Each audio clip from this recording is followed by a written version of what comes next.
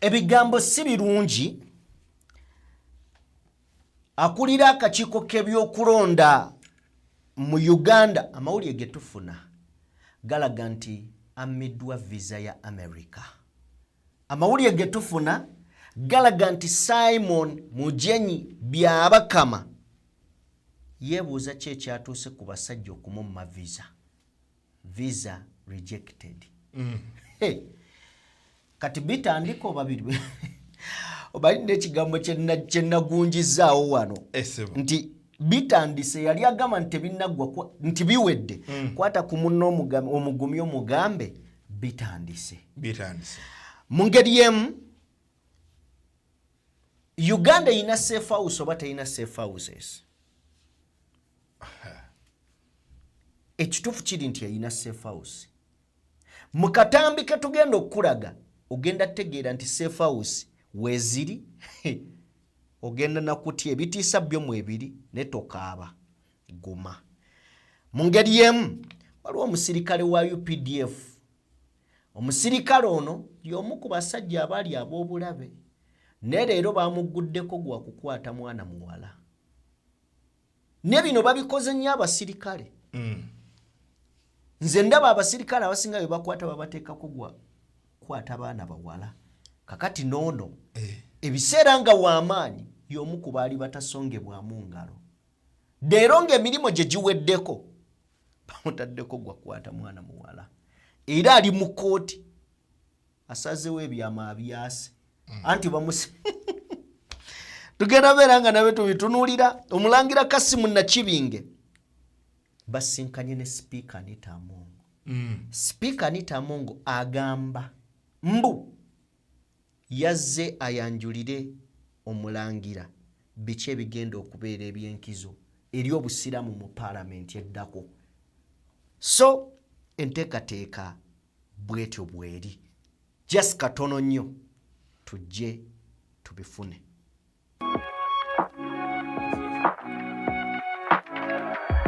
DPTV Uganda, Dawn People Television. Weewaawo tubaanirizaako buli omu gy'osinziira okubeera ng'otugoberera.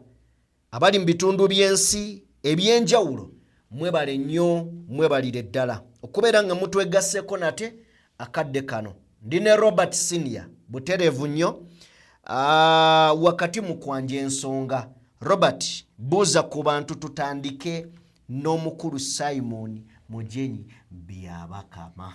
Yali amanyi kiwedde naye kitandika butandise. Bwotyo bwotandise? Naye nga mwebale nnyo mwebalire ddala yonna gye musinzira okugenda mu maaso n'okutugoberera. Eno DPTV Uganda telefayina ekyasingidde ddala era gy'olina okwesiga kubanga bw'otakijja ku DPTV ogenda kukijjawa. Video gituweerera like yakatwegattako genda maaso n'okubeera ng'osubscribinga kyokola kya muwendo nnyo nnyini ddala. Tutambula ne Sheikh Ashraf omusomi era omulombi wa dduwa. Munoonyeko gwe ssebo oba nnyabo ayagala okubeera ng'oyambibwa mu bizibu ebikusumbuwa. Ennamba y'essimu ebeerawo ku screen esembya 711 munoonyeko asobole okubeera ng'ate akuyamba mu bikuteeteeganya oba ebikutaataaganya. Abandiga Construction Solutions bakugamba nti beekansa mu nsonga z'okuzimba. Oyagala kuzimbira mpi oba kuddaabiriza gy'olimu. Ennamba y'essimu ekirungi n'ogyekwata mangu. Esembya 222 ku screen yo banoonyeko. Basangibwa Olweza ku Entebbe Road okuliraana ne Can Resort Hotel. Banoonyeko mwana wa maama ku Bay Power basobole okuba nga bakuwa ekintu ekiri ku mulembe. Nzikiriza tuve mu luloddo okusinziira ku mawulire agali mu genda maaso n'okuba nga gatambula of course ku mutimbagano galaga nti Ugandan EC boss Justice Simon Byabakama denied US visa according to our source at the embassy. Nti akulira akakiiko k'ebyokulonda mu Uganda Simon Mujenyi Byabakama ono gwe baabuuza nti by'obadde olangirira obadde obijjawa. Naana naagira bassebo ne bannyabo amawulire ge tufuna galaga mbu ono embassy ya America emumye visa abadde alagawa kuwummulako bwe kiri yakola omulimu ogw'ettendo abadde agenze ka vacation. Amazima amatuufu gali nti batugamba the government officials reportedly wanted to travel to the US for a post-election for a vacation, but he was bamukutte mu ngeri si gye yasuubidde. What could be the problem? Okusookera ddala ebimu ku bikolebwa abantu bakulembeza nnyo kino nti nze ssente ze nnina nsobola okutuuka ewantu wonna naye weerabidde gy'oyogerera ekyo nsi ekula bukuzi nga Uganda naye gy'oyagala okugenda okuwummulira ensi yakula ddeeri kati ekyo kikuleetera kikuwa impression eraga nti gwe okyali nakunkunye edda kweri gy'olaga ekyo kimu. Ekyokubiri ekisingira ddala okuba ekikulu kye kino akulira akakiiko k'ebyokulonda Simon mu mbeera yonna yeggwe obeera accounted for ku bintu byonna ebibeera biguddewo kubanga ky'oyogera kyekibeera final si bwe kibeera. Nakugambye wali eri nti ebimu ku byasinga okumulabisa basaabawandiisi nali nnengera saabawandiisi w'ekibiina ekya Peasants Party mu mbeera yonna newankwadde bisigadde byonna nga tubifudde constant yavayo n'ategeeza tubadde tusuubira system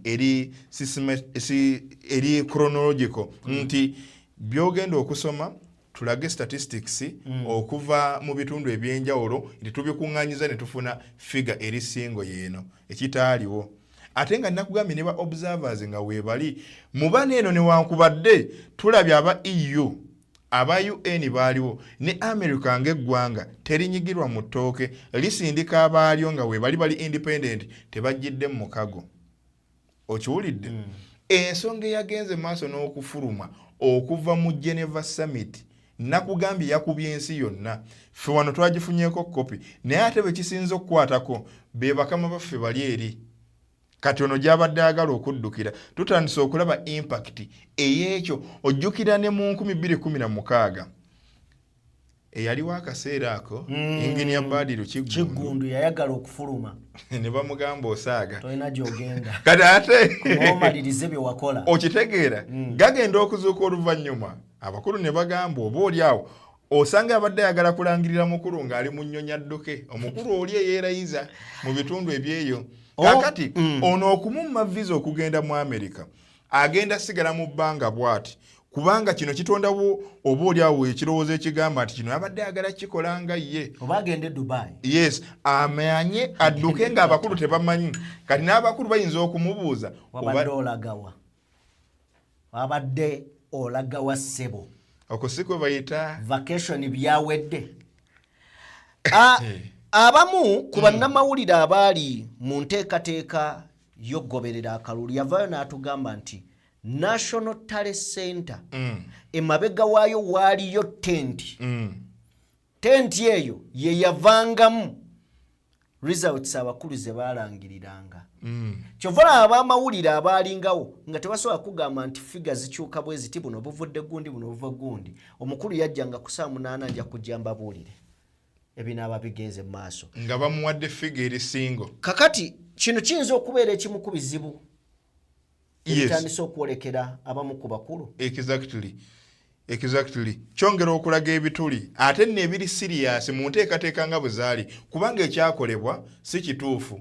Kati of course kiraga bulazi nti ekintu kyonna kyali kifu. Tokkirizagaana abakulu nabo nga bo tebakkiriza byava mu kulonda. Sisitimu ekozeseddwa weebanga nfu kitegeeza n'ekyogenda ofulumya si kituufu. Byebyo ebiri side zeeyo of course tujja kwongera okutegeera bingi bino bikyali ku mutimbagano but amawulire gigasookera era tewali gwe woolaba nga wavaawo omukka manya waliwo omuliro butereevu okitegedde. Ekibuuzo ekirala tulina safe house mu Uganda kati zaava mu kubeera safe houses ezifuuka ki basements. Nsaba osooka otuwa akatambi ako tulabe tuyina oba tetulina.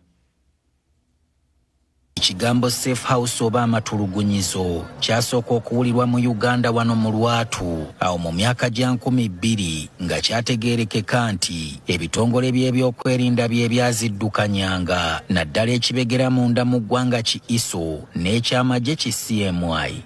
Bano bateekateeka n'ebifo nga biri mu bitundu eby'enjawulo ng'ebyasinga okumanyika ennyo kwaliko Kyengera, Kireka, Entebbe n'ebindi ebiri mu kibuga Kampala wakati ng'eno abamenyi b'amateeka ab'amaanyi ng'ababbi ba kkondo, abayeekera, abatujju n'abalala gye baatwalibwanga okukazibwa ku misango egiba gibakwasiddwa.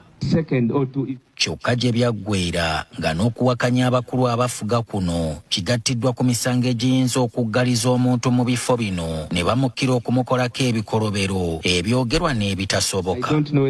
Bangi ku baafulumangayo banyumyanga nti baakubwanga emigga emiganda gyennyini, okubakubya amasannyalaze, okubasokoolamu enjala n'ebirala nga tebatwaliddwa mu kkooti kwewozaako oba okuweebwa obujjanjabi olw'ebiwundu bye baabatuusangako. Okufuna ekifaananyi ekituufu ku matulugunyizo gano gwali mwaka gwa 2019 Paalamenti bwe yayingira mu nsonga zino oluvannyuma lw'ababaka bangi okuddukirayo nga beemulugunya eri sipiika ku bantu baabwe abaabuzibwangawo ne babulako amayitire.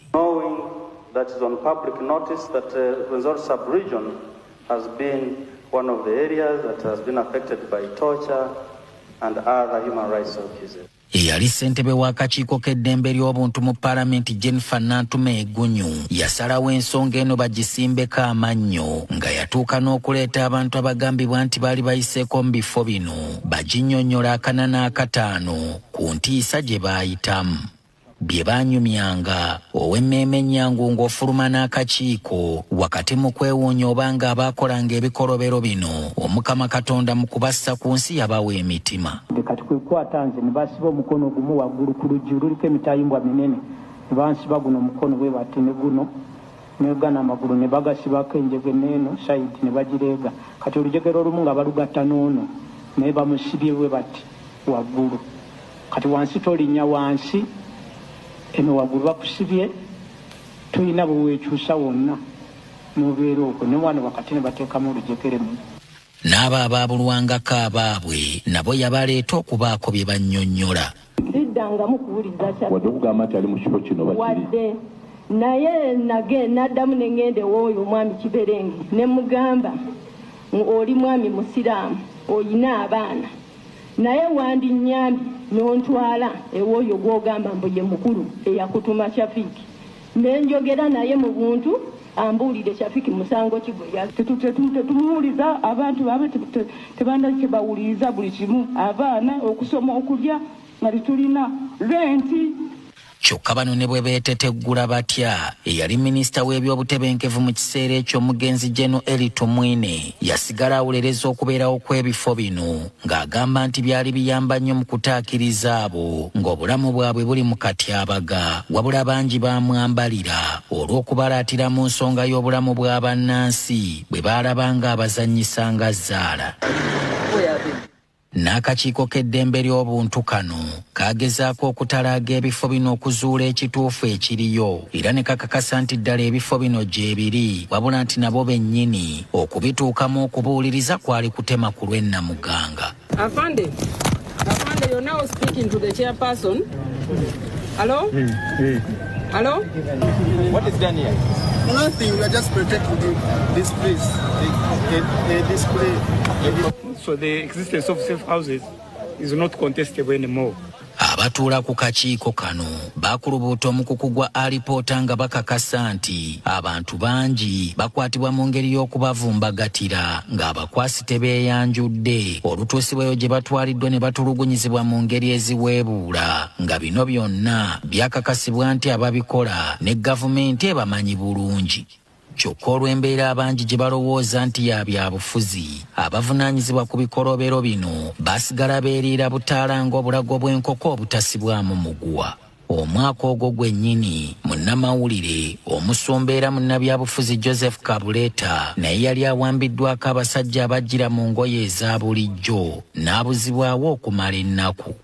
ng'avuddeyo yanyumya ebyamutuusibwako byalinze abazzukulu okuzaalibwa abanyumizi.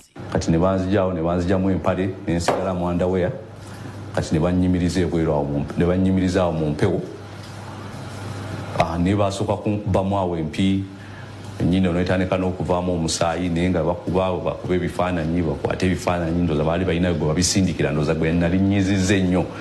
Gy'oli abalamu mu biseera by'akalulu ka 2021 omuyaga gw'ekiwamba abantu nate gwaddamu era nkomu abaabulawo ng'abasinga ku bo balina akakwate ku kibiina ki National Unity Platform ekikulembera Robert Kyagulanyi Ssentamu oba Bobi Wine. Mu bano mulimu n'abaayoolebwanga emisana tukunga ensi eraba era ekyaleetawo obunkenke mu bannansi ng'abo abato n'abaakomawo baalaganga binoobule na nkovu abaabakwata bye baabatuusaako.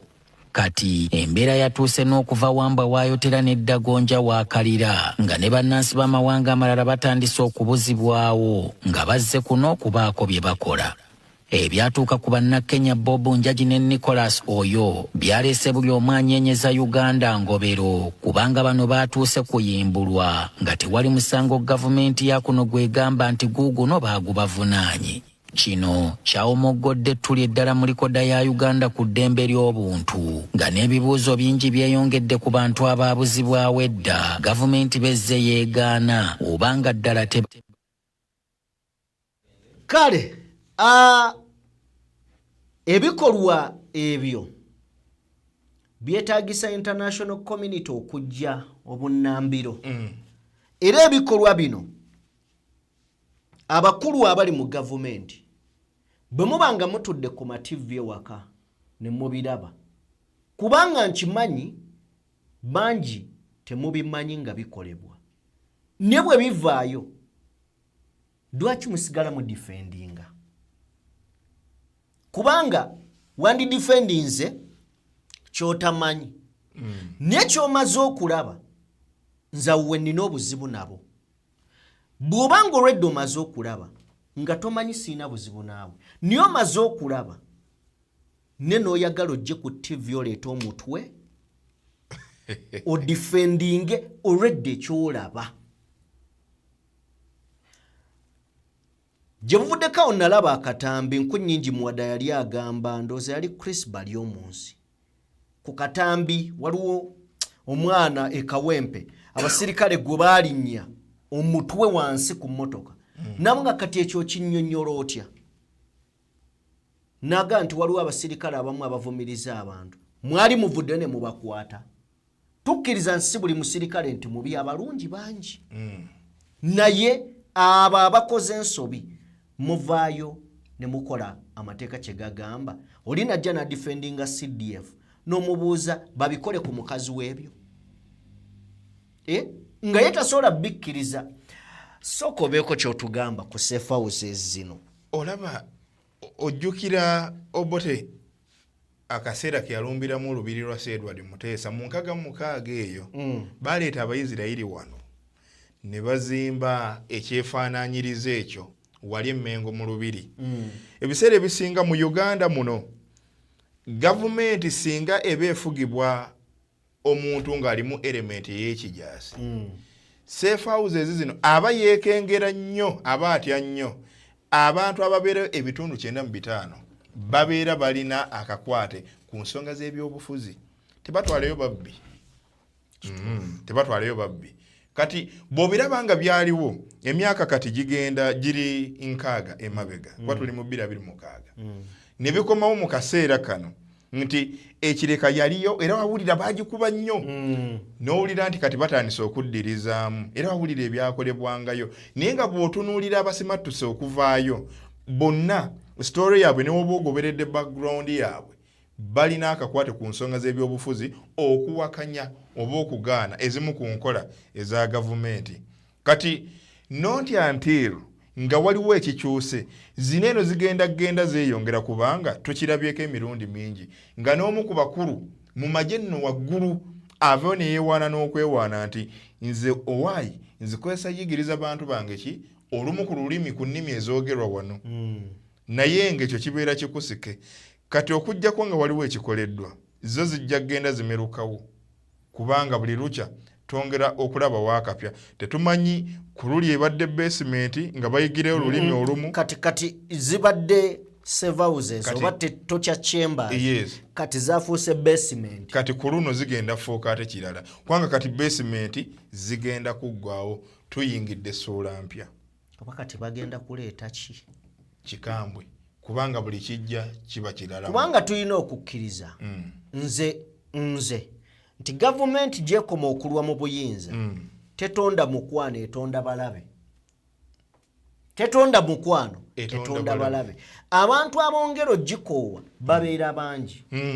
tosobola nti gyekomye ate gyekoma okwagalwa nedda tekisoboka anti eba tekyalina kirungi kyeyongera ebirungi byonna ebya bikola ne biggwayo kyekiri kye nakugambye nti abasajja bano abazungu lwaki tuwongera okubasinza nti bagezi bo baakiraba mu budde bwa myaka 10 byonna oba obikoledde eggwanga ng'oli mu ntebe ennene yaalyo oba tokyalina kyolyongerako kati gwe myaka 4 kiki ky'oba ogamba oba okyakakasa ki kale kakati waliwo minisita bamuyita eyo tuvuddeyo bamuyita Mutuuzo minisita ono oba tusembeyo Mutuuzo katusembeyo ebya minisita nabyo yanayi minisita yalebedde ku nsonga mugirewo ddala tumugyewo minisita mutukirize tugyewo minisita Peace Mutuuzo oba Mutuuze soko tuwe katambike ali ku nsonga z'abaana ab'obuwala Vonna tumanyi okusingira ddala no mu Buganda omwana omuwala bwakuzibwa naddala nga bamuteekateeka mu nsonga ez'ekikulu tumanyi ogenda okukyalira ensiko n'ebintu ebirala so ebibeerayo abamanyi mumanyi tetujja kujja nofe kukubawo bigambo tetugenda kukola gwa kojja nedda tetuli bakojja Peace Mutuuzo agamba bya kisiru naye ntunuddeko ku babadde bakomentinga ya rabbi bavumye Peace Mutuuzo ewamugamba olabika kyoba toyina musajja wentegere nga talina musajja simanyi njagala otuwa ebigambo bya Peace Mutuuzo then tujje ebyo tetujja bidiscussingako nnyo tugenda just otuwe does not earn anything tene tekyongerako n'amaka tekigenda gakuuma twetaaga sente twetaaga okulabirira abaana baffe twetaaga obasomesa ebintu ebibayamba temubaza mu system ne kali kyetagenda bagatako ate n'ekyokubiri oyo omwana ayinza obutafumbirwa Muganda ajja kufumbirwa mu Nigeria ajja kufumbirwa mu South Africa ebiri tabimanyi tebimuyamba kakati n'olwekyo okwesiba ku kintu ekituze emabega nga Uganda tugezaako okulaba nti systems ne traditions n'obulombolombo obutatugatako obutatuyamba tubwejjako ate tutandikire mu mindset bwe mu buwongo obwo olaba nga kirina tekikuwongerako bw'okikola ddala kigenda okuma amakaago oli taaveeyo n'agenda n'awalala utasampolinge buli omu n'olwekyo bannayuganda ekikulu kwekwezaamu obwongo n'ogamba kino kinkolera kino tekinkolera ebintu ebyo bye bireeta abaana abato okuva mu masomero tulina percentage ey'abaana abava mu masomero 25% drop out of girls kubanga omusonsaka mu kintu n'omwogerako ebigambo ng'osenga omugaseeko ebigambo mu bwongo obw'omwana omuto nti ojja kufumbirwa you are preparing her to get married omutegeka okufumbirwa naye ali mu myaka 13 akyasoma kikyenyini ky'omugamba ate engeri gy'okwatako nerves ne hormones ziteekwa kureactinga oteekwa okupracticinga bw'obanga okikuteko n'olwekyo bw'obanga toyagaliza mwana wo okukikola kyokimuteekamu muleke akule yeyagali ekyokukola ate ya preparingire ensi yonna bw'aba ayagala kufumbirwa mu Amerika bw'aba ayagala okukola ki tomugatako ebintu ebitamuyamba ye minisita Peace Mutuuzo kati kambuuze okugenda ewantu eyo kikulemesa okufumbira omu Nigeria omu South Africa bw'obanga ogenzeeyo bw'obanga okikoze ekyokubiri kino ngenda kyogera naye mu ngeri etavvoola ono bw'abanga eminisita omubeezi ow'ensonga ez'ekikula ky'abantu n'obuwangwa Uganda ensobi gy'ekola kwe kukwata dokita professional doctor ow'empiso n'omukulira ministry y'amawulire nsobi nnene nnyo wulira omulimo gwono gwakola ye minisita omubeezi ow'ensonga z'ekikula ky'abantu n'obuwangwa naye akulaze nti byakiikirira tabimanyi kubanga kino ekikolwa kyali mu kkuba kigwa mu buwangwa mu minisitule gy'atwala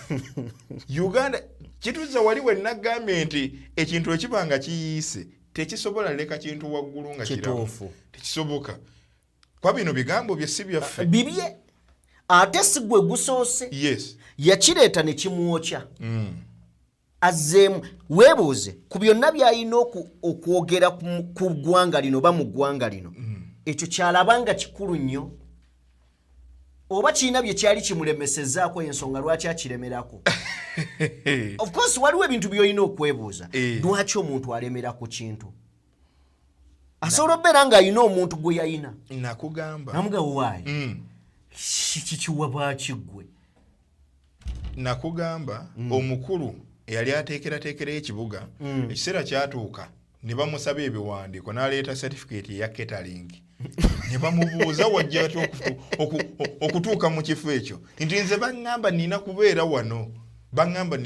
wano eyo ye Uganda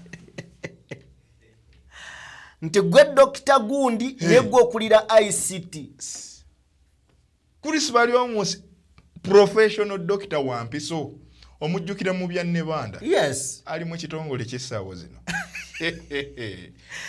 so Uganda anyway ojja tuwa endowoozayo ku nsonga za Peace Mutuuzo of course tuwe ekitiibwa buli culture ya muntu kyovola ate tulumbye region zisoogedde ku region tukiressaawo bw'osanga asala embalu muwe ekitiibwa obwo bwe buwangwa bwabwe ate waliwo ensonga lwaki bakiyitamu wadde kya bulumi ne bakiyitamu bo they okay with it bw'osanga omuganda ng'afukamira gw'oli waddembe obutakikola era wano we nnina obuzibu n'agavubuka agayimba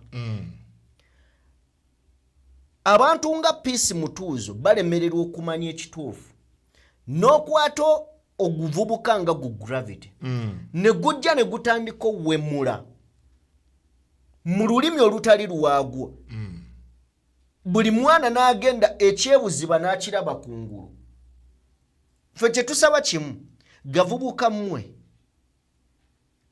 muyimbe mu nnimi zammwe bwe binaaba ebidongo binyumya abaana baffe bajja kuzina naye nga tebamanyi bye mwogedde abeewammwe babatenda amagezi ye ate olaba tuzinira kulingala okigedde omusajja ayimba nekiyimba ashawa polokoto ewaabwe ne baluwera wano ng'endongo ekwajja nga kwe tuzinira kuba tetumanyi kye bitegeeza bwe kiri kati muyimbe mu nnimi zammwe babatenda amagezi ewammwe nti twasindika omwana atukiikiridde obulungi ne muli mu nnimi z'abantu muzizannyiramu kyova olaba ow'ekitiibwa Katikkiro yali aziweza ennyimba z'oyo kyova bakaaba kati ne minisita nze wemunenyeza kwe kukootinga region n'agyogera nti eggwanga Uganda terikolebwa baganda bokka kituufu ekyo kyayogera naye tolumba ekintu kireke ku general level nga tolumbye naye kaakati ate bw'oteeka mu region nabo bajja kukwataakinga nti mu Western kiri bwekiti ekitali kirungi kale ye Minister Peace Mutuuzo tukkirize tuveewo emirundi mingi in fact buno obubaka bugenda eri abasirikale mmwe be bakozesa ebikyamu ne mutulugunya bannansi ne mulumya bannansi nga tobuuziza kibuuzo lwaki onaŋŋambye enkole kino buno obubaka bujja eri mmwe tulabye abasirikale bangi abakwatiddwa naye emisango gye bateebwako gyewuunyisa olumu kakati waliwo omwami musirikale wa UPDF ye Stephen Aino Mugisha in fact yawummula Aino Mugisha yoyo gwolengera ku screen yo amaziga gamuyisemu olunaku olwajjo mbega wa poliisi bwe yamulumiriza ku misango okuli okusobya ku muwala atanneetuuka mu ngeri emu n'omusango ogw'okukusa abantu ndowooza ya human trafficking. Exactly.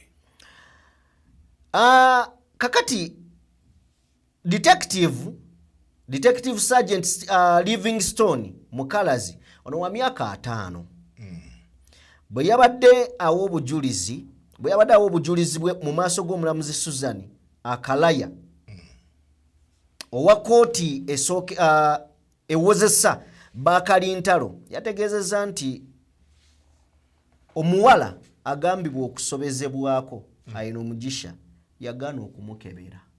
Okakasa nti yasobezebwako. Naye ate abakulu bagawo ono yakola ki? Yamusobyako. Naye omuwala yagaana omukebera. Kyokka bano obujulizi bwe baleeta yasobya ku muwala. Mu ngeri emu abasawo ba poliisi okuzuula oba ddala yali akakiddwa akaboozi. Yayogedde nti poliisi in fact aga nti Mukalazi yayongeddeko nti bwe baali ku poliisi ya Kira East waliwo omukyala omulala Rashida Odongo eyavaayo n'alumiriza Stephen okwekakaatika nti wabula bwe yaddukira ku poliisi nga mu 7 June 2021 teyafuna kuyambibwa.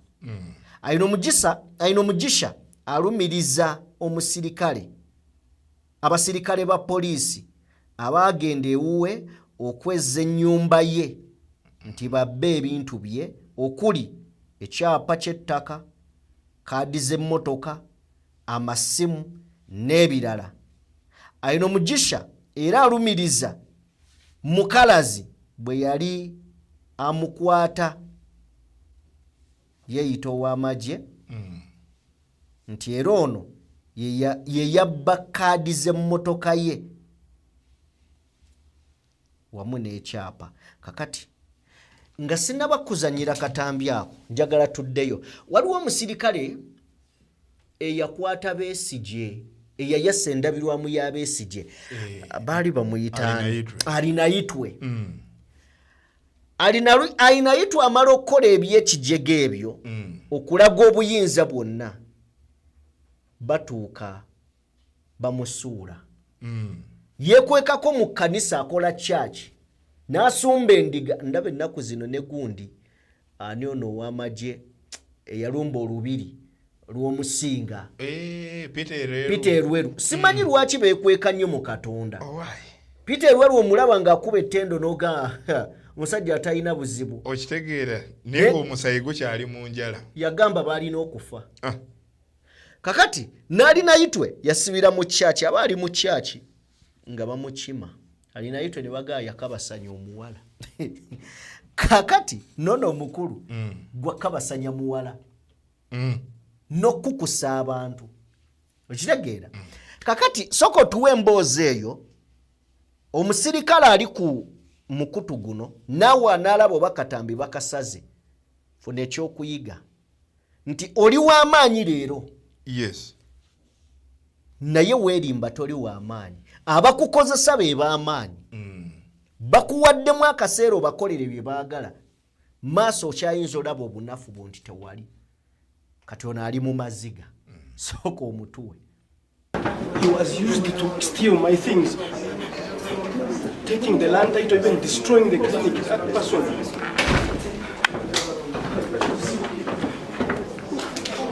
On that 14th day, we were together inside the house and he wanted a pistol. And then he wanted a land title. And I gave him the land title. Then he went to the clinic. He picked all the documents of the clinic and closed the clinic. That Mukalazi. That is your evidence. He was calling himself a major. Can you wait for that to be your evidence? My lord, I'm dismayed to hear this man saying he's a I'm telling you to shut up. Yes, I'm not my lord. When I'm seated here. But when I'm in my house, I'm too emotional also. So that is your evidence. Can you share it with your people? The case is adjourned to 26th of February 2026. So can you share it with your people? don't create a scenario for the press. If I were you, I wouldn't create a scenario for these people are thugs, the press. They are now happened. They will put in the news. You be a man. But second, yes, you see how they got up. I'm sorry to call you sir. Please forgive me. But I meant it in a nice way. I meant it in a nice way. Conclusion of the prosecution. Then we shall see. Sebo abasajja bwe balumba omuntu oyinza olowooza bo tebalina maziga tebakaawa. Obukambwe n'obukaawu bwe balaga ng'oyinza olowooza they are non-human. Omusirikale wuuyo si kyobagamba naye nze era ne stating n'ennyaawo ojjukira 24 Besigye ng'ayongedde situlira ddala enkundi baamuteekako omusango gwe gumu tiyakwata omukyala mu 98 era ojjukira Lukwago okujja in fact gwe gumu ku musango gwatunda Lukwago gwe yavayo n'awoza n'awangula kati eno y'emu ku techniques ezikozesebwa state naddala singa ebekkozesezza neeraba nga tokyalina mugaso gyeri obange yagala kujja mu limelight ekuzze ebbali efundikira akazannyoko kubadde ogizannyira kaakati mu mbeera yonna ne musajja mukulu oyo byonna bye yalinga akola yali yeetadde ku mmeeza yemu n'abalangira neerabira nti ye mukopi kaakati akatambi kakyuse abadde omulangira ate atudde mu nfuufu oba okitegeera bo basigaddeyo mu bifo byabwe tebasobola kuseguka ate n'akatono k'obadde olina bakomyewo nga bakutuuzizza mu nfufu ne bakakuggyako byebyapa n'emmotoka byabadde ayogerako ekifo we yali baateekawo dda omulala kyokka n'omulala ayinza okwerabira nti waliwo eyaliwo yes tamanyi nti waliwo agenda omuddira mu bigere kati yo sisitimu bweto bwetambula anyway tetugenda birwako biri mu kooti ebyo tetujja kugaziya nnyo kosa ensonga eziri mu kooti tetujja zigaziya nnyo mutukkirize ndowooza tuggalewo n'omulangira Kasimu Nakibinge Speaker Anita Mongo yakyaliddeko omulangira Kasimu Nakibinge mu maka ge era Speaker Anita Mongo okumaliriza nga abuulidde omulangira mulangira musajja w'amaanyi be bamu ku bantu abatunuliddwa abalina eddoboozi era abasalawo ennyo nafonyemu okutya nze ng'omuntu ti sipiika bw'akutuukirira ebigambo biyinza okukendeera ekyo kiba obvious